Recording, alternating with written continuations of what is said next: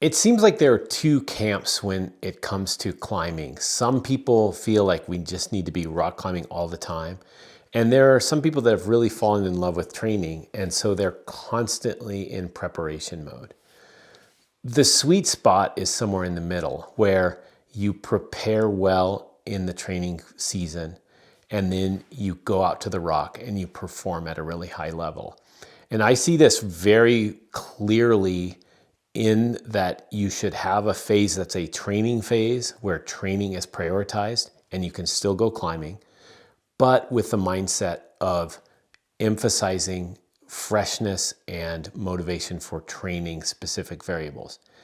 Then when we switch over to performance phase, when we're out there trying to climb our hardest, we are training in the gym only to maintain strength, not to make any gains. And at the crag, we are performing. We build everything around being fresh for the crag and for our tries on our hard projects. And we don't get muddled up in the middle of that stuff. It's super easy to overdo it at the crag during training phase or to underdo it at the crag during the performance phase, all because of the emphasis that we put on training. And so today I want to talk about what I think is the best way to maintain fitness in season and to keep your mind in the right place when it comes time to do hard climbs.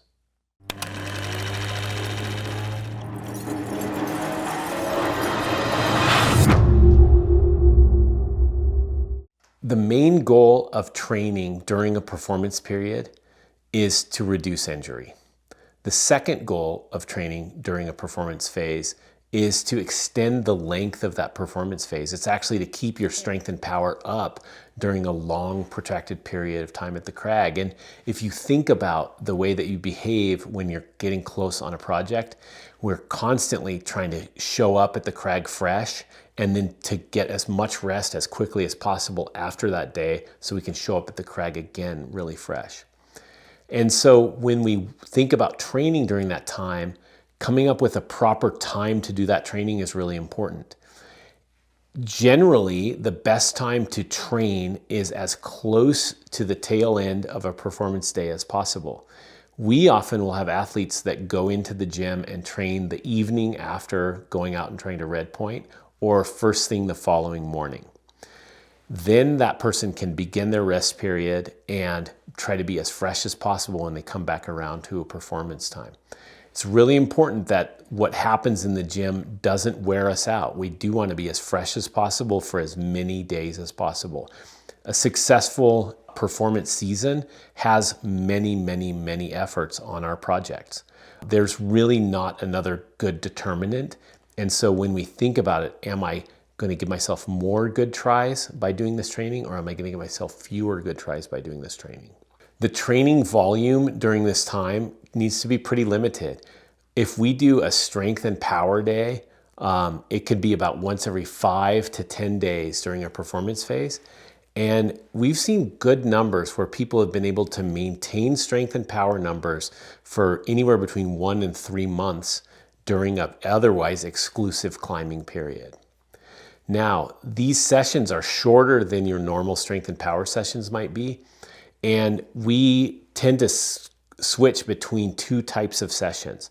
One that is a finger strength and general strength session with some technical bouldering, and one that's a little bit more explosive and power oriented. Those two sessions can be alternated. So day 5, you're going to do a power and bouldering session. Day 10, you'll do a strength and finger strength session. Day 15, you'll do a power and power bouldering session, and just alternate between the two as you go through your performance phase. Even when you're living at the crag and you're sleeping in your van and you're out in the woods, I think it's still essential that we maintain some of this strength, especially if you're female, especially if you're a male over 30, because we just don't maintain those high levels of strength and power if we're just out at the crag. The crag is too variable a stimulus, and most people see slow, steady decline in their strength as the performance season goes on. When we are seeing our strength slowly decline with performance, we don't always notice it because our technical skill is improving. We're actually sometimes able to send our hardest climbs when we're at our lowest levels of strength for the season, simply because we're at a technical max.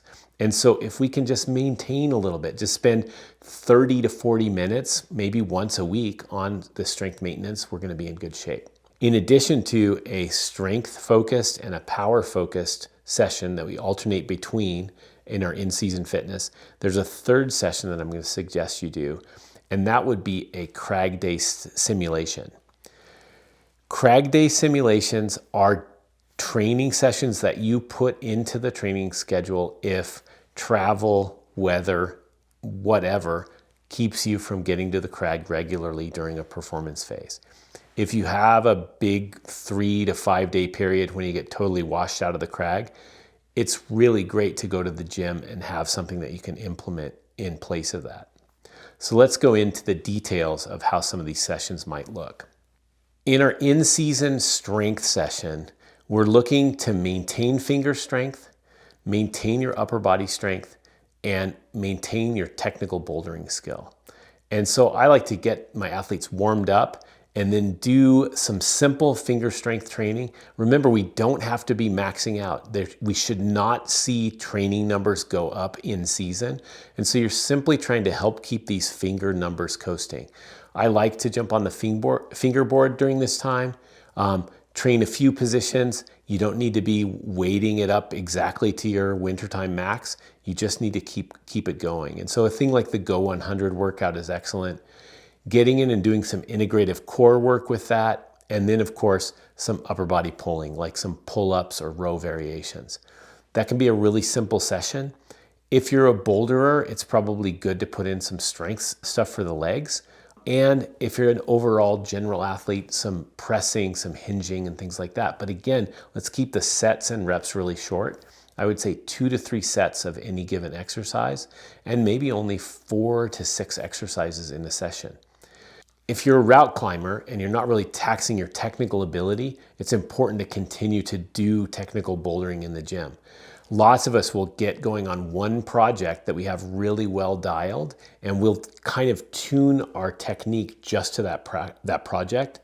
And that tends to show a decline in other climbing skills if I'm only addressing those skills the entire performance phase. So technical bouldering is a really important part of an in-season training program. For the technical bouldering, I love like a perfect repeat exercise where you pick maybe 5 boulder problems and you do them 3 to 4 times each, trying each time to get that repeat just a little bit better.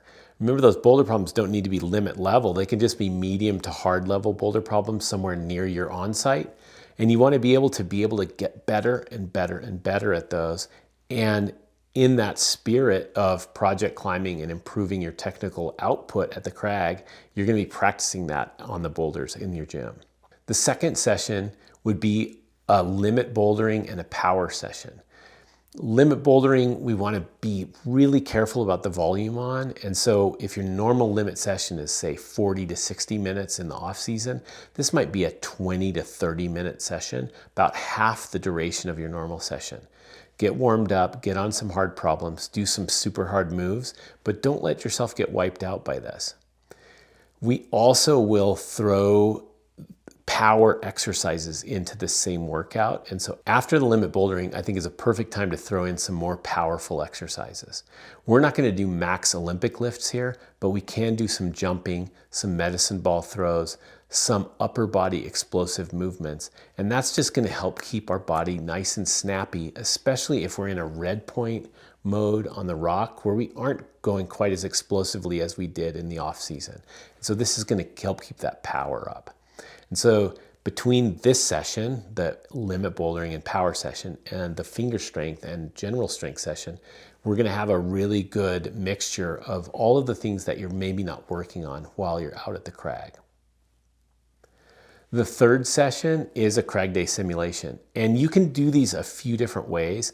A lot of people just like to build circuits that maybe simulate the project that they're on in duration and intensity. That's a fine way to do it.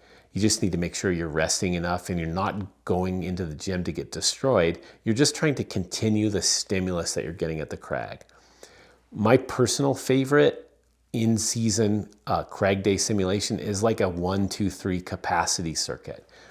The way the 1, 2, 3 capacity circuit works is we do one real hard boulder problem. You might or might not send it, and then you take a normal break after that boulder problem.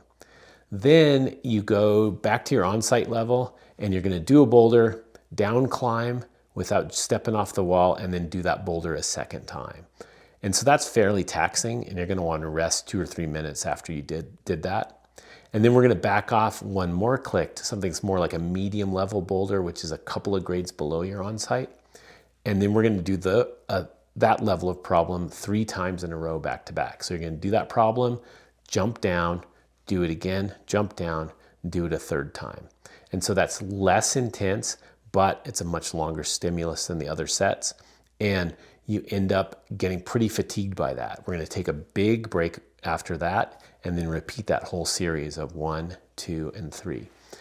I usually will recommend that somebody goes through that 3 times. You can go all the way up to 5 times through it, but usually that 18 total problem level is about correct for most people to feel like they can maintain their fitness through this in season.